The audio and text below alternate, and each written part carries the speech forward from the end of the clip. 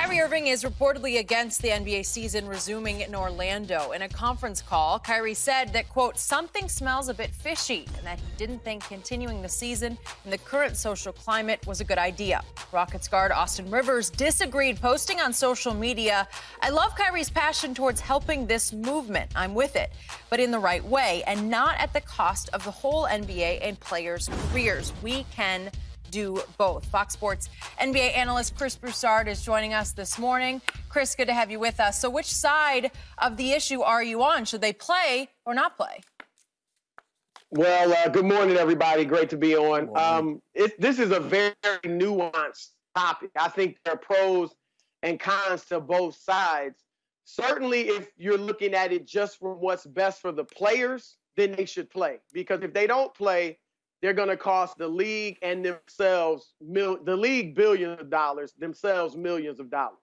I get that. But I like Kyrie's line of thinking because he's recognizing the power that Black athletes have to change society. I actually believe that Black athletes have more power to change society and systemic issues than any other group of African Americans, including politicians. Because of their popularity, because of their wealth, and because of their skill set. No one else can do what they do.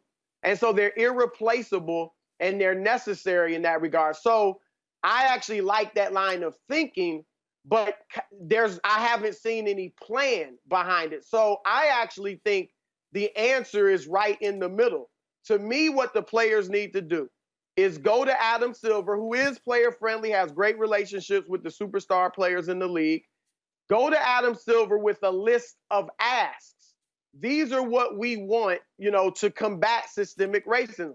We've seen the NFL pledge $250 million over 10 years. That's not a huge amount of money, relatively speaking, but it is something.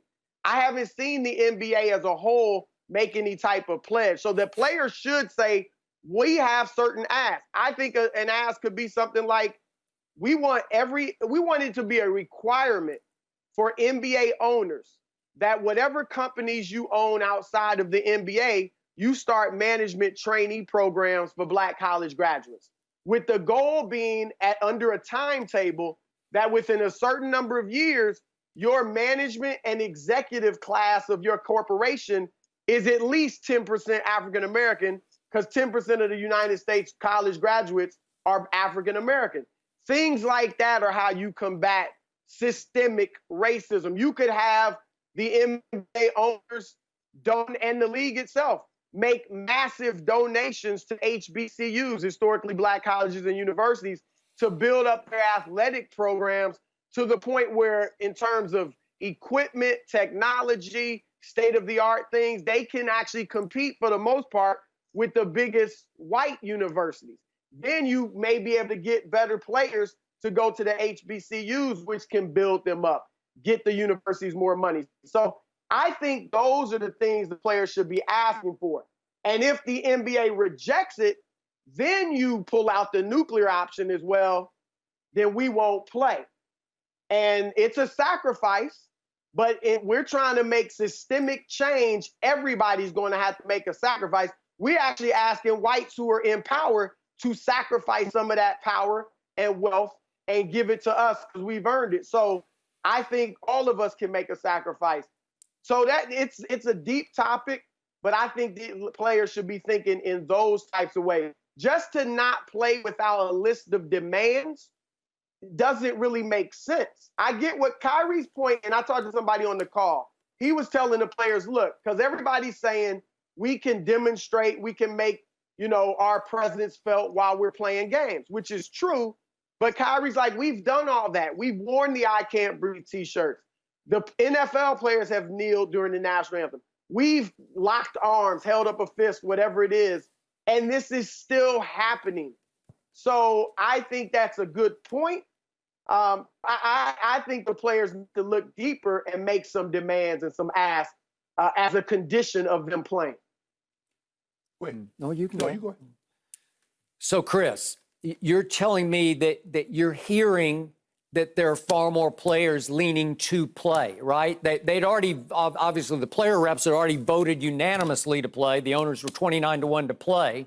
it only started with this call on Friday night that there was a little bit of subversion, a little bit of pushback starting with Kyrie. But you think that as of right now, it's still pretty much full speed ahead to play? Yeah, I think it is. Everyone I've talked to, from agents to certain players to people in the league, front office people, they are pushing to play because they know the type of money that's at stake. And I do think most players, Skip, feel like Austin Rivers. They understand where Kyrie's coming from, but they're like, look, we need this money. All of us don't have a signature shoe like you, Kyrie, or a max contract, which I understand. And they're saying we will make our presence felt in our statements while we're playing, which I get. I totally get.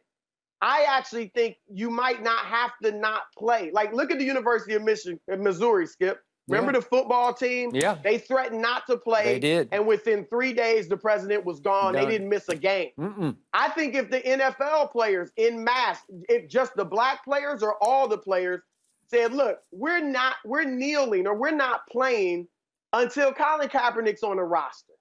He would have been on the roster. So I don't think you can threaten, but I don't think the owners would even let you miss a game. So I just think the players, if they really want to combat systemic racism, this is not just about, individual prejudices and being nice to black people. This is about systemic inequalities that date back hundreds of years.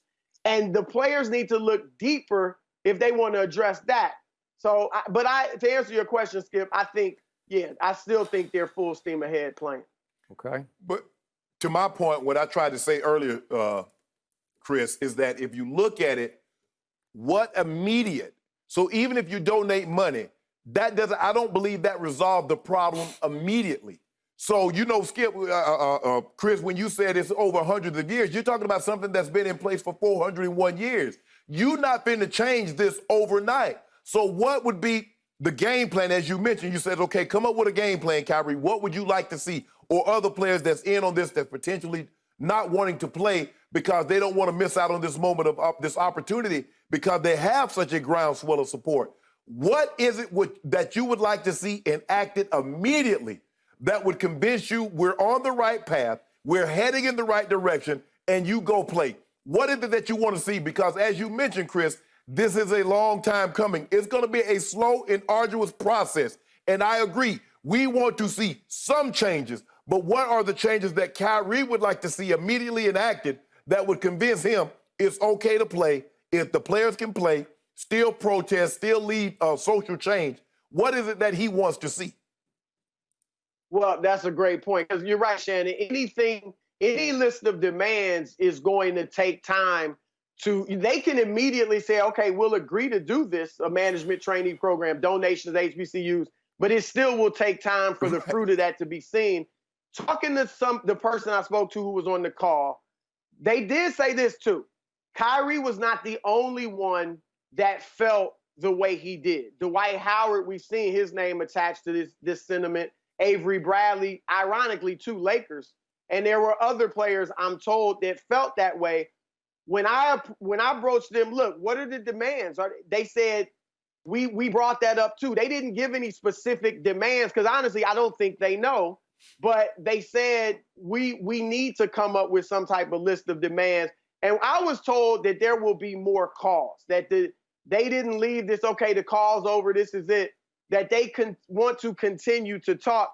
This is where, Shannon, I would love to see African-American athletes be more linked up with Black economists, Black lawyers, Black educators, people Black politicians whose job it is to understand how you can make these types of changes. Because as much as I'd love to see the athletes do what they can, they don't have all the answers, nor should they. They're athletes, and this is what they focus their time on. But if they were linked up and connected with not just African Americans, but others who deal with these issues and who really want to address systemic change, then they might be able to work with them to get a list of demands that makes a lot of sense. So working on their own, it may be hard for them to come up with such a list. So as Shannon says, I don't want to be Debbie Downer here, but I got to return to the real world problems that we saw rear their ugly heads again over the weekend, Chris Broussard, and maybe turn the tide back toward Kyrie and Dwight Howard and Avery Bradley. Not only did we see COVID outbreaks anew in 18 states, which is going to give all these players another cause to pause. They're going to rethink. They're going to second guess. Is it really time? Are we still too early to try to even go into a bubble in another month in Orlando? That's the least of the problems, because now the most of the problems. As we've all heard over the last, say, 48 hours, 2 black men were found hanging from trees in communities not far from Los Angeles, California. Palmdale is 60 miles north. Victorville is about 60 miles to the east of Palmdale. Hanging from trees? Local authorities initially ruled suicides on both. The families are not buying it. I don't blame them, because it's hard for me not to be highly suspicious of what is going on here. I'm not going to leap to any conclusions, but we're heading backward. It feels like, as I told Shannon early, are we going back to 1950s Mississippi? Hanging from trees? And then, Chris, you know what happened? And we're the hometown of Shannon, or the place where you still own a home, Atlanta, Georgia, where protests is the birthplace of protests. It happened again on Friday night. Just when you thought we were starting to turn a corner, another white cop lost his head and shot in cold blood a black man who was not armed with anything more than a taser, which is not a lethal force weapon. Shot him down, shot him twice in the back, and killed him in a Wendy's parking lot. And I was horrified. I was dumbfounded that at this flashpoint moment we're in, that surely they have lectured all the policemen in Atlanta, no matter what color they are. We have to exercise the utmost caution. Do not use lethal force at all costs. Don't reach for your gun. And just because the man shot a taser at him and missed, he shot a taser at the man and missed, he pulls his gun and guns him down.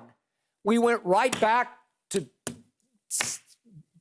the bottom. We're starting all over again, right? And the chief of police got fired. The Wendy's got burned down. Here we go again, Chris, and it feels like there's going to be new pressure exerted on the strongest voice in the NBA, LeBron James, who's been all in on playing, but he wasn't in on the Friday night call. But what is LeBron thinking about that man who died? Rayshad Brooks died in Atlanta. Yep. And Robert Fuller and Malcolm Harsh died hanging from trees in Palmdale and Victorville. What's LeBron think about those issues? What does he think about the new COVID outbreaks? I don't know. I kept waiting all weekend for LeBron to post something. All quiet so far, but I think the pressure will build on LeBron next 24 to 48 hours to make some kind of statement. Are you still all in or not? And Chris, to your point, Shannon and I, Chris, we don't want to see the NBA go away. Our livelihoods depend on it. But the most powerful message they could send is to not play basketball right now. Is that the moment we're in the evolution of this country, or the devolution of it? I don't know what we're doing right now, because I'm still horrified by the events of the weekend. No, that was a great statement, Skip. And you're right. I don't know exactly where LeBron's at. Like you said, the last thing, talking to people, he's all in, wants to play. We all know that. And he feels like he can do, still make these statements while playing, which he's done, and he's obviously done great things, for the communities. But you made a point about COVID, because a lot of players are concerned about that.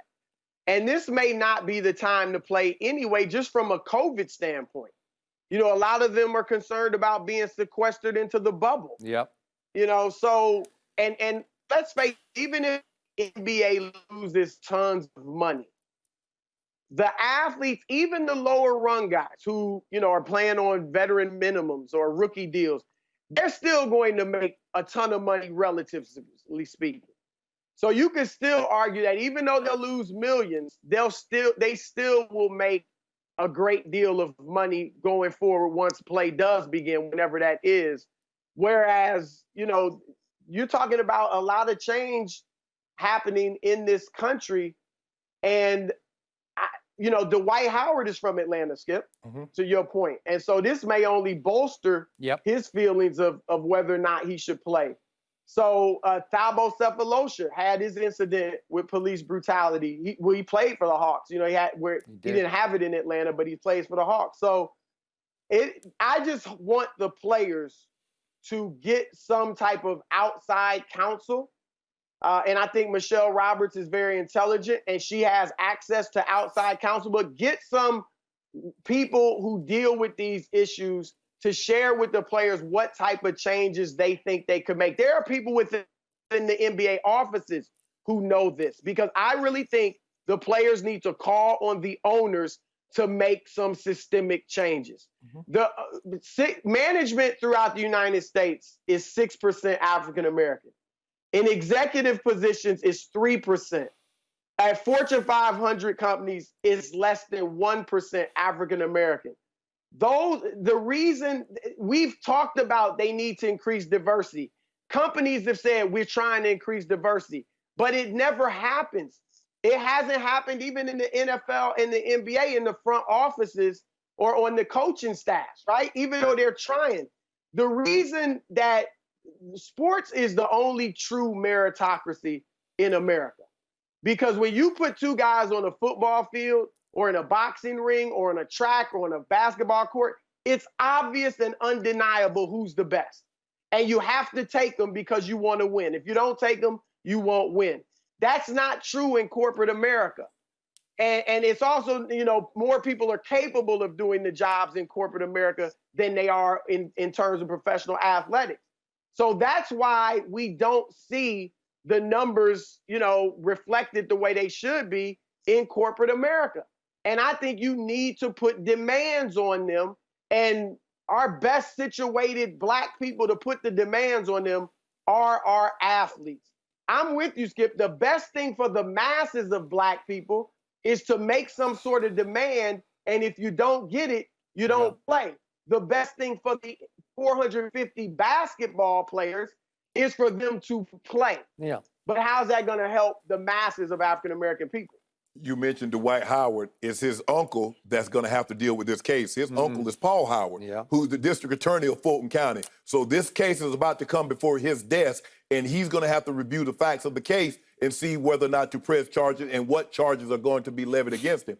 And the thing for me, and you talk about the COVID, Chris, is that a lot of guys were pushing back because they didn't like the idea of isolation, where you go in and you can't go out. Chris, if you're growing up in the South, and my grandma would say, boy, stay in or out. It was no coming in and out, coming out the house. You went out and you stayed out until you came in for the rest of you came in to eat, but that was it. You weren't going to keep going in and out. But the players would say, hold on, wait a minute. You mean to tell me we could be there up to 8-10 weeks and we can't leave? And then only after a period of time that family members can start filtering in and they can't leave? Nah. And then this happened, which was magnified times 10, and it shocked the very conscience because we watched the man die on live television, and it shocked the conscience of America, and it said enough is enough. But for me, and I believe two things can be true. I don't have a problem with Kyrie and his side. I don't have a problem with LeBron and his side. Guys want to play, guy doesn't want to play. I'm not vilifying anyone. But the question again, Skip, what is it that they want immediately that can give them the satisfaction that, okay, we're heading in the right direction while still playing the game of basketball? LeBron says, look, I spoke out against Donald Sterling. I said he got to go. We can't have that line of thinking of an owner in the NBA. The Trayvon Martin, they put the video together when he's in the Heat locker room. So LeBron has been very, very outspoken on this. Yes. And I think he's given a lot of other guys in the NBA and around in professional sport, like, you know what? When I see something that's wrong, it's just not good enough for me to be morally conscious. I've got to be socially conscious now. I've got to speak out because he is influential. That's why he has those endorsements. You don't get the endorsements that he got, Skip, without being influential because they know he can sell things. So he's like, well, if I can sell products, shouldn't I be able to sell people that this isn't right and to get people to move in a direction where everything is on a level playing field? And so for me, the question that I have for Kyrie, what is it going to take? What would make you feel comfortable? What would make the other players feel comfortable that the NBA and what we can do as a whole to get this thing rolling and still be able to go play basketball? guys, remember this. The NBA is playing right now is if players don't want to play, they don't have to play. So let's say 65 players decide, you know what, I don't want to play. The plan right now is just to move forward and replace them with G League players, players who are in the G League and the NBA, two-way players.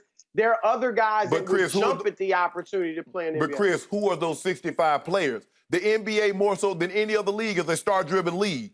You can't have Giannis. You can't have Kawhi. You can't have James Harden. You can't have those big superstars. Now, football, it's the uniform. As long as you got that star on, as long as you got the Steelers logo on, that's all that matters. But it's not about the organization. It's about the guy in those sneakers. It's about the guy in that jersey. They need to see Giannis. They need to see Kawhi and James Harden. They need to see those guys and the Joel Embiids. Because I don't know if you have 7, 8 superstars says, nah, I'm good. I don't know if they can continue, Chris.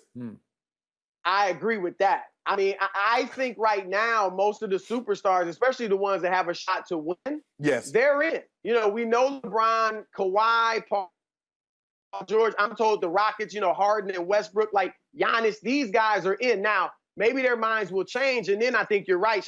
If too many superstars are out, you should not have the season.